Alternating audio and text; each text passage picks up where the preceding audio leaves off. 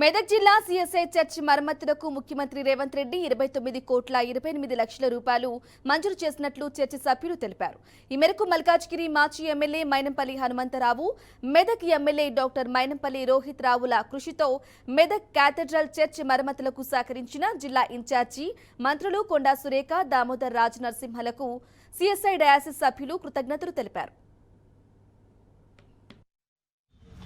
Medak CSI మహాదేవాలయంలో చరిత్రలో మొట్టమొదటిసారిగా ఈ యొక్క ఆర్భాటం చేయడానికి గల కారణం నిన్నటి రోజున రాష్ట్ర ప్రభుత్వం సీఎం రేవంత్ రెడ్డి గారి ఆధ్వర్యంలో మరియు ముఖ్యంగా మన యొక్క మెదక్ ఎమ్మెల్యే శ్రీ మైనంపల్లి రోహిత్ రావు గారి చొరవతో మన యొక్క మహాదేవాలయానికి 29,50,00,000 రూపాయలు శాంక్షన్ అవ్వడం, ఈ యొక్క జీవోను ఈరోజు మన చేతికి వచ్చేసింది.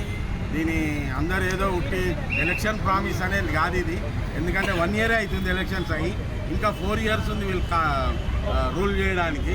అసలు ఇది పక్కా 100% ఇది పనులు చేసి చూపిస్తుంది.